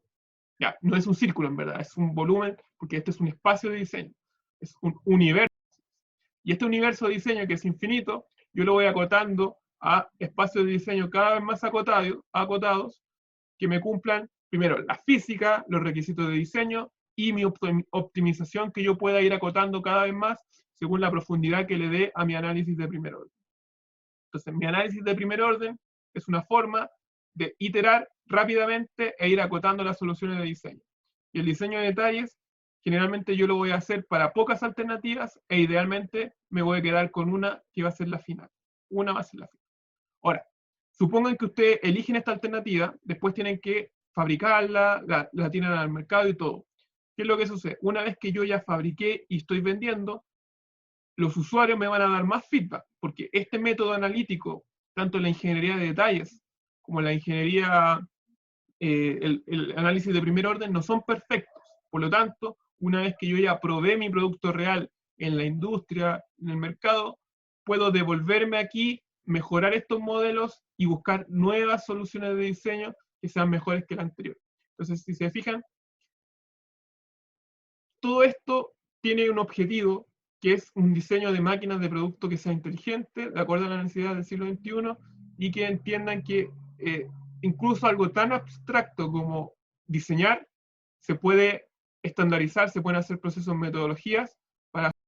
Si yo hago ensayo de prueba y error, ensayo y prueba de error significa que estoy, ya, por lo menos sé que la física existe, pero cuando yo ni siquiera soy un ingeniero y quiero intentar diseñar, voy a estar uno por uno probando esta solución, no funciona físicamente. Me salto la siguiente. Funciona, la construí, no funciona. Ya, esta me funcionó. Esta funciona, pero no me cumple los requisitos porque es muy grande, o porque es muy fea, o porque etcétera, etcétera. Entonces tengo que seguir buscando alternativas. Ya, esta, ¿me funcionó? Sí, no me funcionó. Puede que me devuelva hacia atrás y llegue a una solución que es mala. Entonces tengo que devolverme, ensayo y error. Y a medida que el ensayo y el error es así, son infinitas soluciones y yo me voy saltando de una en otra, con ciertos criterios, obviamente, hasta converger a una solución suficientemente buena. Pero ¿cuál es el caso? Para cada ensayo y error significa que yo estoy perdiendo mucho tiempo y cuando yo estoy saltando, tengo que tener algún procedimiento para saltar de una alternativa a otra. Y ese procedimiento a veces es simplemente la experiencia del diseñador. Entonces, este proceso, que era muy válido en el siglo XIX, cuando estaba recién la revolución industrial partiendo, hoy en día no es eficiente. Hoy en día no es eficiente. Entonces, este método que yo les muestro aquí es un método que les permite a ustedes hacer esto más eficiente. Ahora, el día de mañana, ¿qué es lo que va a pasar? Uno simplemente va a definir la línea roja y la línea azul, y una inteligencia artificial va a hacer todo el resto, ¿entienden? A partir de los requisitos de diseño que yo le doy. O sea, yo oriento la inteligencia artificial para que ella haga todo lo que está aquí adentro. Simplemente yo la acoto, le digo qué es lo que quiero que haga, bajo qué rango, y le doy los parámetros, y la inteligencia artificial se encarga de todo lo demás. Entonces, si se fijan, las tendencias en el diseño van cambiando, y si uno no se va adaptando a esas cosas, termina siendo poco competitivo y va a fracasar, ¿me entienden? Entonces, tengan en cuenta, todo lo que estamos aprendiendo aquí tiene un uso al final. ¿Ya? Bueno, volviendo a la clase, los métodos analíticos que vimos hoy en día nos permiten construir esos modelos paramétricos. Entonces, sepan. Ahora, las soluciones numéricas son adecuadas para la ingeniería de detalle, ¿cierto? Entonces yo les dije, ¿por qué hacemos todo esto? Para que, primero, ustedes con los métodos analíticos acoten el espacio de diseño, y con los métodos computacionales hagan solamente los casos que tienen mayor. Me pregunta Sebastián, ¿el método paramétrico será hace que calcule todas las partes de la mesa como vigas? Porque todos los métodos que vimos son para vigas. Ya, obviamente nosotros vimos en especial vigas porque fue lo que ustedes vieron en la clase anterior. O sea, lo que vieron en el curso anterior, y es lo que más saben hacer, vigas. Entonces, las vigas es algo que podemos usar, es muy utilizado para máquinas, porque yo puedo simplificar muchas cosas para vigas. Entonces yo puedo usar, por ejemplo, las patas de la mesa, las puedo simular como vigas o como columnas, o incluso la mesa misma va a tener un entramado, ¿cierto? Porque la mesa no es simplemente una tabla pegada a cuatro patas, no. Las mesas tienen una estructura de vigas por detrás, y esta estructura de vigas por arriba va a la plancha que termina siendo la mesa, ¿cierto? Hay distintos tipos de mesas, pero estoy hablando de una mesa. Entonces, todo este entramado de vigas, yo la puedo someter a mi modelo analítico que vamos a ver. Pero ¿qué pasa? La plancha que va por arriba también es un componente estructural que yo tengo que calcular. Entonces, ¿qué hago yo en ese caso? Bueno, tengo que investigar, como dice aquí, guías de diseño y fórmulas empíricas para el tipo de componente de diseño. Vigas es lo que nosotros vemos y hemos visto porque es un componente básico que ustedes tienen que saber y que están en todas partes. Y hay muchas cosas que se pueden simplificar como vigas. Pero para el caso de placas, las placas tienen su propia metodología, tienen su propia teoría, tienen metodología analítica. Ahora, elementos finitos yo puedo aplicar a placas también. Entonces, si yo quiero diseñar la placa o la plancha, bueno, me busco un manual de diseño o un libro de diseño de placas, y de ahí extraigo las fórmulas. para compuertas, para aspas de turbina, cada uno de los componentes específicos tiene sus propias formas. ¿Por qué vigas vemos aquí? Porque las vigas son principalmente la base de todos los componentes estructurales que ustedes tienen que conocer, pero no son lo único. Entonces, si ustedes quieren armar un modelo de mesa completo, bueno, utilizan los modelos paramétricos de vigas, pero también incluyen un modelo paramétrico para planchas o para placas. ¿ya? Por eso yo les digo, tienen que estudiar continuamente, dependiendo de la industria a la que ustedes se quieren desarrollar y la máquina o los requisitos de la máquina o el